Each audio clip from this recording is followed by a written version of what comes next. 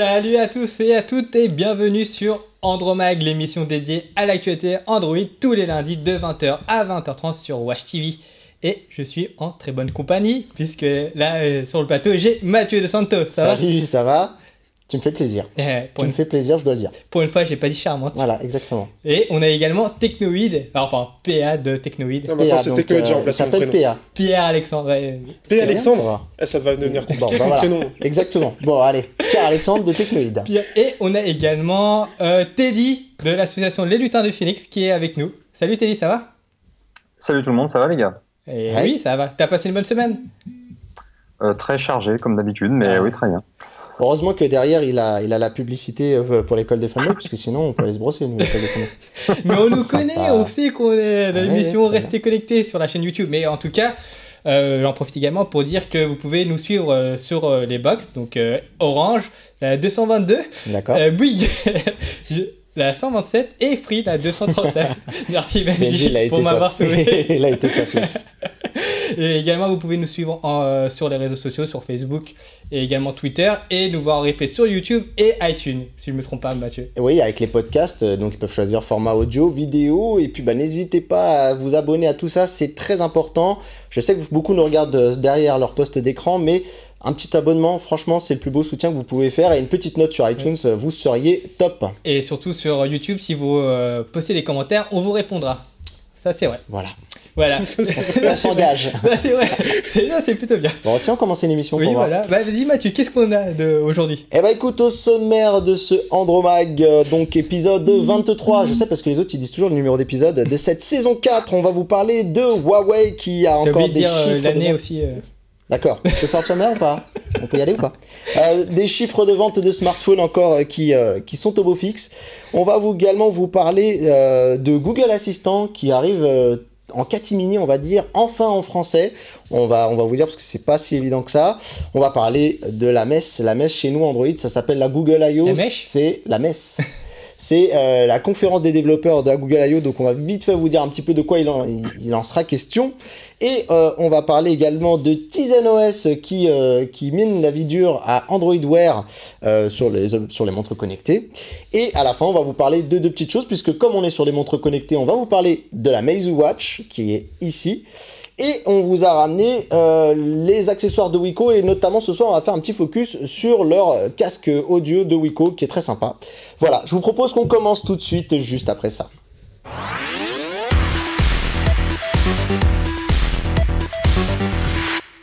Alors 2017, c'est une très bonne année pour Huawei, hein? Pas vrai Teddy?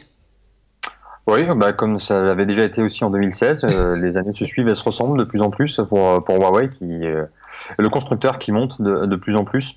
Et ça se traduit notamment dans des chiffres qui sont assez impressionnants, parce que Huawei, c'est aujourd'hui un des rares constructeurs de smartphones qui connaît une croissance à deux chiffres. Là, sur le premier trimestre 2017, par rapport au même trimestre de l'année précédente, ils ont une croissance de plus 21%.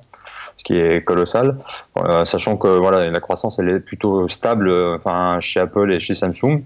Là, afficher un plus 21%, c'est quand même assez impressionnant.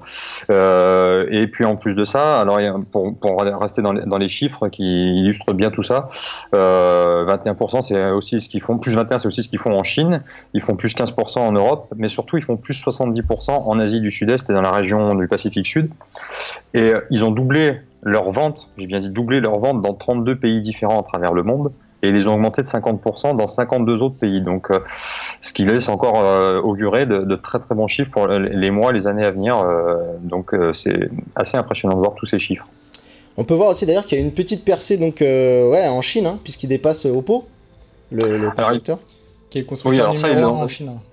Ouais, mais en Chine surtout, ce qui est intéressant pour Huawei, c'est qu'ils ont un petit peu quand même relégué, pas dire aux oubliettes parce que ça serait un petit peu méchant, mais enfin ils ont quand même relégué loin derrière Xiaomi, qui était encore présenté comme étant leur principal concurrent il n'y a pas si longtemps, et au final maintenant ils les ont largement devancés. Et c'est vrai que par contre ils se font talonner par Oppo et par Vivo, qui est une autre marque du groupe BBK, mais ça je crois qu'on en parlera à un autre moment. Oui, on en parlera à un autre moment, mais juste pour en faire un petit focus, parce que souvent dans les dernières émissions, on a fait une émission d'ailleurs spéciale sur le Galaxy S8, juste un dernier petit mot là-dessus, eh bien on remarque que nous on est un peu sceptiques concernant les nouvelles sorties de Huawei avec le P10 et le P10 Plus, qui sont d'excellents smartphones, mais qui révolutionnent rien en termes de design. Et on voit que paradoxalement, Huawei et Honor cartonnent en Chine, là où Samsung disparaît carrément du top 5. Après, il faut dire que les Galaxy S8 sont des téléphones très chers, excessivement chers, même pour nous en Europe. Donc pour en Chine aussi, ça doit coûter. Ça reste cher. Ceci étant, il y a quand même un truc qu'il faut noter dans ces chiffres. C'est que sur les smartphones à plus de 300 €, les chiffres sont en hausse de 11% pour Huawei. Donc ça veut dire que le panier moyen des ventes chez Huawei, il est de plus en plus en progression. Donc ils vendent pas que du smartphone bas de gamme, ils commencent à vendre aussi du haut de gamme et à s'imposer aussi sur ce marché-là. Alors certes, ils sont loin derrière encore Samsung et Apple, mais cela dit, ils y arrivent. Et voilà, donc moi je trouve que c'est quand même assez intéressant de suivre la trajectoire de Huawei dans les années à venir, parce que ils sont capables de faire leur propre OS, ils sont capables de faire leur propre puce, ils sont capables de faire beaucoup de choses, je pense. Huawei. Et pour rebondir à ce que tu viens de dire, justement, ils détiennent 9,7% de part de marché dans les téléphones à plus de 500 €. Donc c'est quand même pas mal. Ça prouve, comme dit Teddy, qu'ils ne se contentent pas sur l'entrée de gamme. Et PA, qu'est-ce que tu as dit ? Dernière anecdote, c'est par rapport aux tablettes, où le marché s'effondre complètement, toutes les marques, même Apple, descendent complètement. Ouais, ça dévisse, ouais. Alors que le seul qui est positif, mais vraiment le seul pour le coup, c'est Huawei, ils sont à plus 30%. Ce qui est quand même assez incroyable sur le marché des tablettes, c'est vraiment le truc qui est en train de mourir, sauf chez Huawei. Ah ouais. Donc Teddy, tu voulais ajouter ? Ouais, juste un dernier mot. La part de marché au global, sur le marché de la mobilité pour Huawei, c'est 9,8%, c'est-à-dire quasiment 10%, c'est-à-dire qu'à l'heure actuelle, un smartphone sur 10 dans le monde vendu est un Huawei, ce qui est quand même déjà assez impressionnant, sachant que la marque était loin de ces chiffres-là il y a encore 2-3 ans, ça c'est la première chose. Et puis l'autre chose aussi que je voulais dire, c'est que quand on regarde les classements des ventes qui sont établis par IDC ou par d'autres organismes de ce genre, des constructeurs plus connus chez nous que Huawei, comme Sony, comme LG ou HTC, eux ont complètement disparu du top 5, voire même du top 10. Donc ça veut dire que Huawei, à l'échelle mondiale, vend beaucoup plus de téléphones que ces marques-là, qui pourtant chez nous sont plus populaires, mais la France n'est pas le marché mondial. Eh ben écoute, c'est sur cette note d'optimisme pour Huawei qu'on va saluer nos amis des réseaux sociaux. J'ai envie de dire bonjour à Stéphane Hightech, à Julien, à Bbox Actu, à qui je voudrais faire une petite dédicace parce que ça fait 1 an qu'ils nous relaient sur leur site. C'est pas un site officiel Bouygues, mais en tout cas on les salue parce que c'est vraiment cool d'avoir leur soutien. Je dis bonjour également à Eric qui me rappelle que le Portugal a gagné l'Eurovision, donc écoutez, c'est la petite séquence patriotique. Et on va dire bonjour à Mohamed qui n'est pas devant l'émission mais qui prend le temps de nous saluer, ça c'est sympa, à Thibaut et à Monsieur Moa06 et à notre copine Céline qui des fois lâche des petits tweets. Je l'ai grillé sur Android, des fois elle est un peu taquine. J'en profite également pour saluer nos amis qui nous suivent sur Facebook Live. Ouais, en direct. En direct, il y a Eric V et également Eric Boileau qui a dit enfin la bande de rêve d'Andromaque, ça fait plaisir à entendre. Sur ce, je vous propose qu'on passe à la news suivante, puisque Pierre-Alexandre, tu vas nous parler de Google et notamment du Google Assistant qui prend en charge le français. Enfin, presque. Il le prend effectivement presque, puisqu'il est disponible seulement sur Google Allo. Donc, Google Allo, si tu peux rappeler un petit peu. Alors Google Allo, c'est de la messagerie instantanée, mais avec des petits ajouts en fait. C'est un peu comme WhatsApp ou Telegram. Comme on peut voir dans la vidéo juste derrière. C'est un énième chat de Google, parce qu'après Google Talk, Google Hangout, et là Google Allo. Ce qui fait que c'est un peu le bordel là-dessus, mais ça c'est encore autre chose. Oui. Mais ce qui fait plaisir à Céline. Ce qui fait que ce qui est bien, c'est qu'il y a toute une interaction avec le bot de Google. Donc on peut lui demander. Le bot, c'est quoi ? C'est pas une chaussure, mais c'est une intelligence artificielle. C'est un programme avec lequel on peut interagir. En IA ou... T'as bien raison. Pour les spectateurs qui ne sont pas au courant, justement. Et donc, ce qui est bien, c'est que, en fait, on pouvait déjà avoir Google Allo, mais pour pouvoir interagir avec lui, il fallait écrire en anglais et parler en anglais. À l'heure actuelle, on peut écrire en français, lui faire des demandes en français, il les comprend, mais pas encore à la voix. En tout cas, moi, ce qui était top dans ma petite expérience que j'ai fait lorsque j'ai juste fait le test pour cette émission, c'est qu'au début, il me parlait encore en anglais alors que la news était sortie. Et je lui dis, oh ouais, parle-moi en français, attention, on est en France quand même. Tu lui as écrit ou tu lui as parlé Je lui ai écrit en français, non, oui, parce qu'elle prend pas encore en charge la voix. Et elle me dit, mais je parle en français, ou on ne sait pas trop, mais il m'a répondu, c'était vraiment top. Il a switché. Ouais, donc tu voulais nous montrer, tu avais quelques petites news. Alors je vais montrer Alors, quelques petits exemples. Avec la caméra hélicoptère. Voilà. Ouais, alors on m'avait donné le vrai nom de cette caméra, j'ai oublié. Ouais, mais caméra Alors, hélicoptère, on peut ça pas- fait plus classe, tu vois. Ça fait. La C'est genre, il y a un Zénithal. hélico au-dessus de nous. Voilà, parce qu'on est dans le zénith, carrément, on est toutes là. Voilà. Donc là, si on regarde un petit peu, hein, je peux. Tu peux défiler, il n'y a rien Voilà. de compromettant, pas encore. À votre service. bah si, ça y est, voilà, quelque chose. ça commence. Merci Axel. Alors du coup, je vais revenir. Voilà, Google Assistant. Et donc, ouais, ce qui Tu est bien. poses des questions en fait. Hein. Voilà, Combien on pose des questions. Ce qu'on peut lui demander, en fait, ce qui est assez intéressant déjà, on peut lui demander de jouer. On peut lui demander, par exemple, même des gifs, en fait. C'est-à-dire, Ouais. je cherche un gif drôle, je cherche un gif. Demande-lui un gif gore, de chat. un gif de chat, et il va nous sortir plein de gifs. Et on va choisir celui qu'on veut. Et ce qui est bien, c'est qu'on peut interagir, mais en groupe. C'est-à-dire qu'on va avoir un groupe de personnes avec qui on va pouvoir parler. Et le bot de Google, lui, est présent. Toujours présent. Donc, en plein milieu, on va demander, bah tiens, on veut jouer. Donc, il va nous proposer plein de jeux, on va choisir. Et ce qui fait que ça va rester, on va pouvoir compter nos points, faire du morpion, ce genre de choses. Et voilà. En tout cas, les assistants, c'est vraiment le cheval de bataille des constructeurs high-tech, enfin des entreprises high-tech, puisque en plus de Google, il y a Amazon avec Amazon Echo, Alexa, qui a également son bot, Facebook, qui a également implémenté, et notamment Windows avec Cortana. Donc peut-être qu'il y aura Apple qui va essayer de faire évoluer Siri plus tard. En tout cas, Teddy, qu'est-ce que tu en penses de Google Allo? Assistant. Alors, oui. Google Assistant, pour l'instant, j'en pense rien puisque j'ai pas eu l'occasion d'utiliser, mais puisque tu parlais d'Apple, et puis ça fera peut-être une transition en plus pour ton sujet suivant, c'est que d'après l'information que j'ai, à la Google I.O. qui aura donc lieu après-demain, en fait, Google Assistant devrait être annoncé comme étant bientôt disponible sur iOS via une application, dans un premier temps uniquement aux États-Unis. Alors, juste une chose, Mathieu ne t'écoute plus, il est en train de jouer. Ah, oui, j'étais en train de. Bah, j'ai demandé, il m'a proposé des jeux, il y avait un solitaire. Donc voilà. Voilà. Bon, Super. pendant que Mathieu joue au solitaire, Pierre-Alexandre, tu vas nous parler justement de la Google I.O., qui est la grande messe des développeurs pour les développeurs, en tout cas dans l'univers Android et l'univers de Google. Donc, vas-y. La Google I.O. qui aura lieu d'ailleurs la semaine prochaine. Le 17 mai, exactement. Voilà, exactement. Et en fait, c'est sur 3 jours, du 17 au 20 de mémoire. C'est pas la semaine prochaine, mais c'est dans 2 jours. Dans 2 jours, oui, c'est dans 2 Ça jours. va Oui, vite, c'est hein. vrai. C'est vrai, ça. C'est le décalage horaire. Je suis jet lagué. Voilà. Et Teddy vient de le dire, donc je suis complètement très bien. Ouais, Bah, mais, merci. mais tu jouais, donc c'est pour ça. Il t'as était pas- trop concentré sur le solitaire, c'est T'es en train pour de ça, jouer, il voilà. faut l'excuser. Bon, on y va. Dis-nous tout. Donc, alors, il va y avoir un programme assez chargé cette année, puisque, bon, déjà, évidemment, on va avoir Android O qui va être présenté. Donc, il va y avoir pas mal de nouveautés très, très intéressantes, notamment au niveau des surcouches. Android O qui est la nouvelle version d'Android d'Android. qu'on attend chaque année et qui est déjà disponible sur les appareils Nexus Mais 6P, qui est en version bêta alpha. Ouais, bêta. Nexus C'est de la 5X, bêta. Nexus Player, Pixel et Pixel XL. Donc ça va, on va en avoir des nouvelles là. Voilà. On devrait avoir des nouvelles de Google Home, qui devrait, on l'espère en tout cas, être mondiale cette fois-ci, parce qu'on l'a toujours en France, on l'a toujours Ouais. pas en France. Donc, avec Google Assistant. Exactement, qui- c'est ce qu'on a à l'image d'ailleurs. Très Qui bien. est issu du coup de la Google I.O. de l'année dernière. Et que j'avais Voilà. vu à Barcelone et dont je fais une petite bise à Madame Google qui était très sympa. Je sais qu'elle nous regarde depuis les States. Salut. Donc, en espérant qu'avec la Google I.O., on ait Google en français, en vocal. Donc, ça devrait arriver, je pense, assez rapidement. On va avoir donc Google Assistant, justement, on va voir comment ça évolue et voir quand est-ce que le français sera disponible. Il va y avoir Android Auto, puisque forcément, il faut être de plus en plus connecté, même aux voitures. Donc, ça devrait encore Juste s'étendre. pour en revenir sur Google Assistant rapidement, le Google Assistant sera disponible en septembre. Hein. LG a lâché l'info.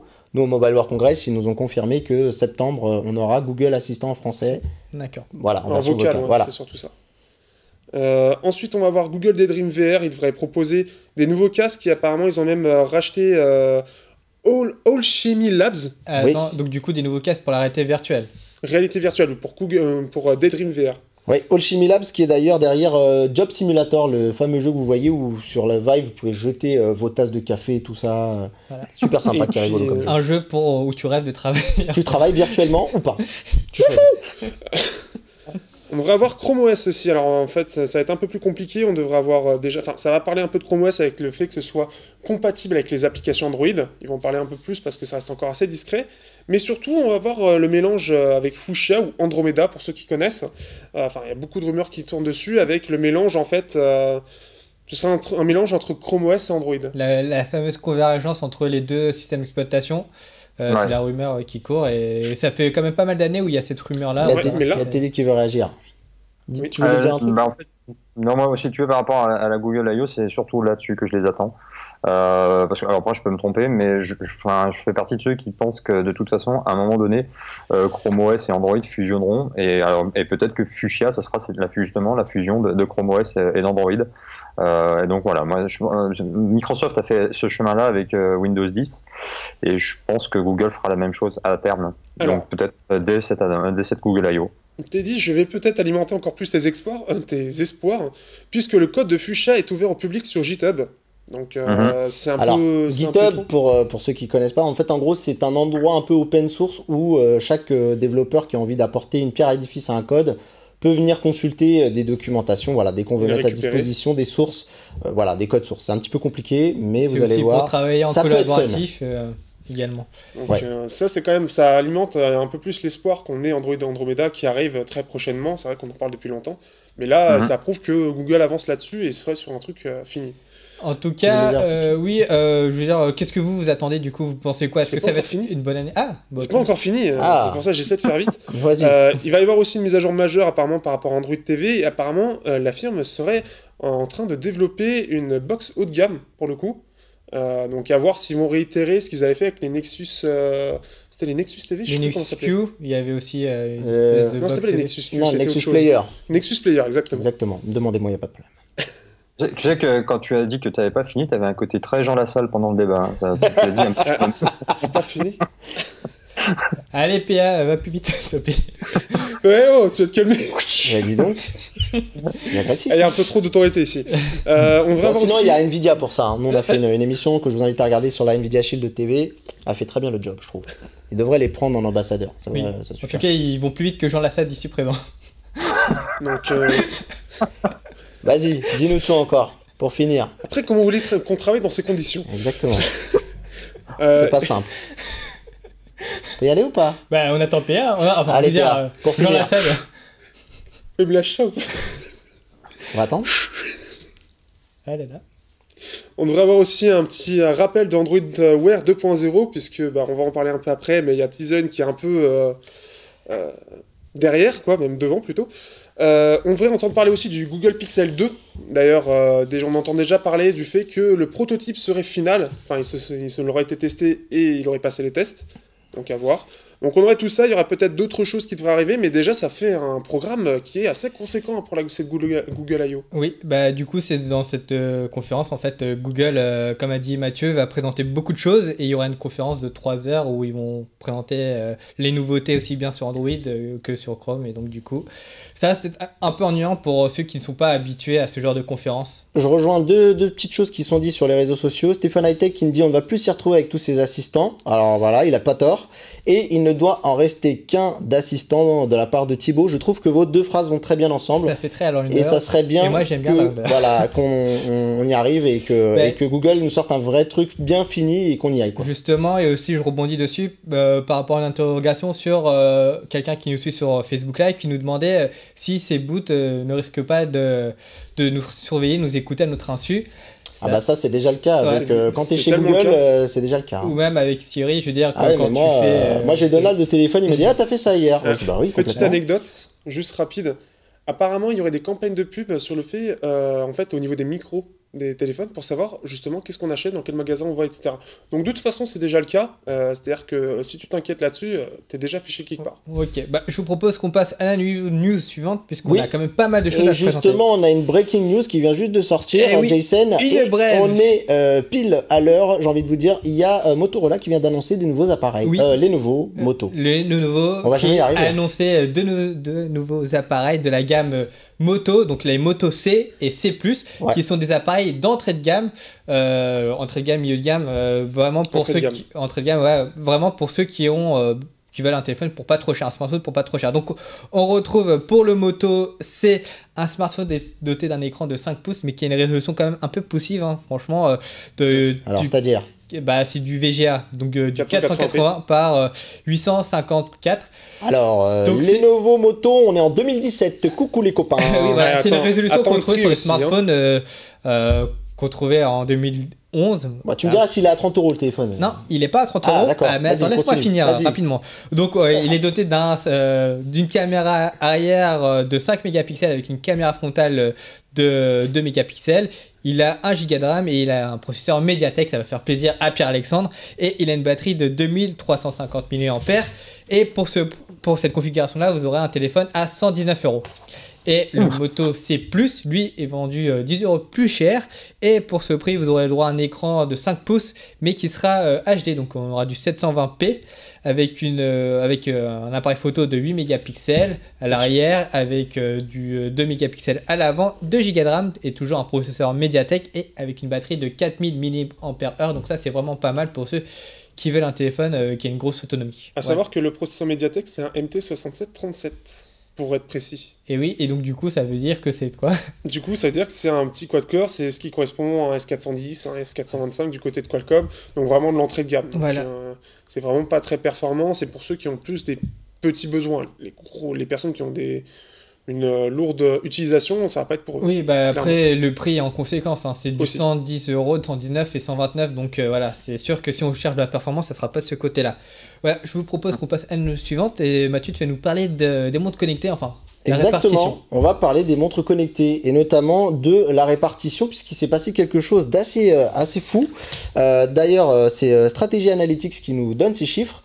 Tizen OS dépasse Android Wear. Alors pour ceux qui ne connaîtraient pas Tizen OS, c'est ce que j'ai à mon poignet actuellement, c'est la montre de Samsung, c'est l'OS propriétaire de Samsung qui a décidé, qui a sorti une montre qui était la Gear Live sur Android Wear et qui a décidé de sortir, de pousser son propre OS sur les montres connectées. Ils ont bien raison puisque la Galaxy Gear S2 et la Gear S3 sont un succès, je pense vraiment, et ça doit être en venir de là, puisque il faut le rappeler qu'Android Wear regroupe un large panel de marques, et que là, ben, Samsung sont les seuls à proposer des montres sous Tizen OS. Voilà, exactement, ils font un peu comme Apple. Bon, Apple reste majoritaire, parce que je sentais que Teddy voulait rebondir là-dessus.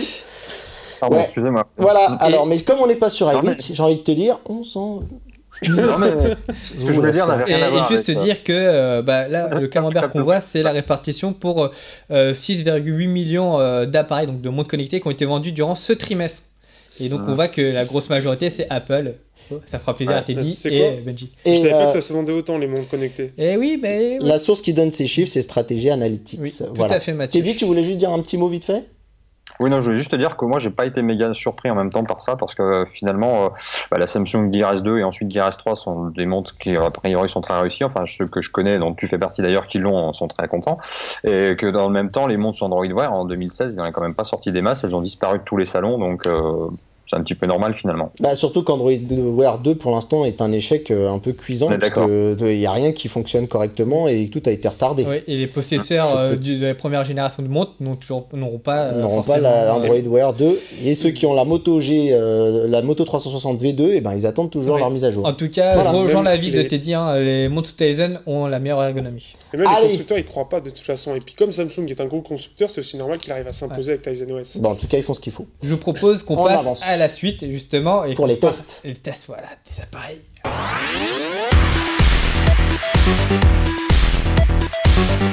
Et oui, comme on a dit tout à l'heure en début d'émission, on a deux produits à vous présenter. Le premier, c'est la Meizu Watch, Ouais, alors est- parle-nous de ça. qui n'est pas une montre sous Android Wear, ni Tizen OS ou ni WatchOS, mais Ouais, tout c'est une simplement montre une montre classique. classique qui est Bluetooth.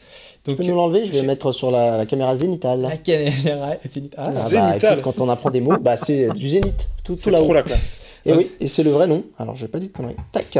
Bah, allez. Donc vas-y. cette montre-là est commercialisée à partir de 169 €. Donc pour ce prix-là, vous aurez vraiment une vraie montre qui est Bluetooth. Donc vous pourrez suivre vos pas et votre activité physique. Mais donc Ouais. elle se destine vraiment, moi en tout cas je l'ai utilisée pendant un mois et je trouve qu'elle se destine vraiment aux citadins, pas du tout aux sportifs, parce que vous n'aurez pas votre activité physique, par exemple telle que Très votre précis. rythme cardiaque ou votre pression artérielle. Comme tu dis, on n'aura pas un suivi très précis. Donc c'est vraiment pour un usage citadin, savoir combien de nombre de pas vous faites et suivre justement cette évolution de nombre de pas dans la journée ou même dans le mois ou dans la semaine. Avec ces belles vidéos de rester connecté. Justement, Petit très belle placement vidéo de de produit. rester connecté.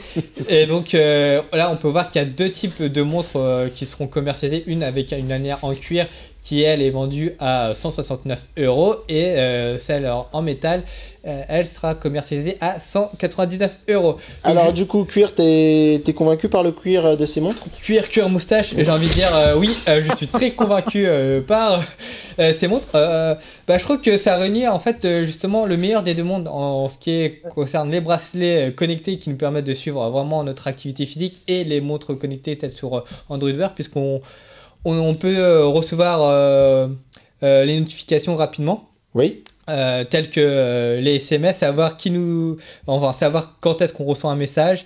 Donc c'est quoi? C'est une petite lumière qui s'allume, c'est ça, hein? Tout à fait, Mathieu, c'est une petite lumière qui s'allume. Exactement. Et également la montre va vibrer. Donc on peut paramétrer 3 applications. Donc on aura, quand on recevra une notification, pour ces 3 notifications, la montre va s'allumer, il y aura une petite diode qui va s'allumer et elle va vibrer. Et on peut également paramétrer un réveil, ce que je n'ai pas fait. Voilà, exactement, parce que tu ne te réveilles pas. Non, si, parce que j'utilise le réveil de mon téléphone et je dors pas avec ma montre en fait. D'accord. Je trouve l'application assez jolie. Oui, l'application est sympa et le design de la montre est vraiment vachement super. Céline nous dit qu'elle est un peu épaisse. Je trouve pas, moi. Je trouve que non, ça va. regarde, franchement, ça va. L'épaisseur, c'est l'épaisseur d'une montre. C'est l'épaisseur d'une montre, et surtout, elle a l'autonomie d'une montre, puisqu'elle va tenir à peu près 1 an. Donc ça, c'est plutôt bien. C'est 1 an avec... c'est quoi? C'est une pile ou c'est une batterie? C'est une pile, donc il faudra après aller voir votre horloger pour la changer. Ok, alors à quel prix on peut la trouver? La première version est à 169 €, c'est la version en cuir, et la version, comme j'ai dit tout à l'heure, en métal, elle à 199 €. Et donc, c'est déjà disponible. Alors Teddy, je veux nous parler d'un casque. Toi, tu es l'homme des casques, mais celui-ci, je peux te dire une chose, il n'est pas fait pour toi. Pourquoi? Parce que Wiko se lance dans les accessoires pour smartphone. Il est vraiment il est plutôt joli. S'il y a un truc que je devrais reprocher à ce casque, quand on le regarde un petit peu comme ça, c'est un peu rosé. Ouais, c'est un peu rosé, mais il y a un petit cachet qui est vraiment sympa. Ce que je pourrais avec ton t-shirt. Attends, je vais les tester sur la tête, comme ça tu peux discuter tranquinlement, vas-y. Voilà, exactement. Bah écoute, tu peux discuter, hein, c'est pas, ça couvre pas ça tout. Isole pas. Je t'entends, malheureusement. Oui, tout à fait. Non, mais si je devais, un truc que je devrais reprocher, c'est au niveau du contour des haut-parleurs qui font quand même 40 mm. Eh ben, on aurait voulu quelque chose qui recouvre mieux l'oreille. Au niveau de l'autonomie, ils annoncent 6 à 8 heures en musique, en 10 heures en appel. On est sur un poids de 185 grammes. Il y a un micro. On a fait des appels avec Jason. Il m'a dit qu'il était plutôt concluant. Ouais, c'est vrai. Et je vais vous dire un truc. Il coûte 69,90 € et en termes de son, il est plutôt bon. Voilà, il manque peut-être un petit peu de basse, il est peut-être trop axé sur les médiums, alors je suis pas un expert, je vais pas vous faire croire, mais franchement, 69 € pour un jeune avec qui vous avez peut-être pas envie de vous ruiner, je trouve que c'est un excellent casque. Moi je le recommande vraiment parce qu'il offre un bon rapport qualité-prix. Il offre un bon rapport qualité-prix. Franchement, super. Et bah écoute, je te propose qu'on arrête là. C'est quand même le Wiko WeShake, hein, je préfère le dire, à 69,90 €. Voilà. Donc voilà. Et c'est sur ces mots qu'on s'arrête. Et oui. Et on vous dit à la semaine prochaine. En tout cas, merci Teddy d'être passé. On se retrouve à la semaine prochaine. Hein. Avec grand plaisir. Alors, entre-temps, je vais aller à Monaco, moi, tu vois. Voilà, t'as bien raison. En tout cas, n'hésitez pas à suivre Teddy et son association Les Lutins du Phénix qui aide les enfants atteints de cancer, et surtout également à suivre Pierre-Alexandre de Technoïde sur sa chaîne YouTube. Sur sa chaîne YouTube, un jeune youtubeur qui monte. Qui monte. Jean Lassalle aussi. Allez. Et en tout cas, on vous dit à la semaine prochaine. Allez, bisous. Ciao.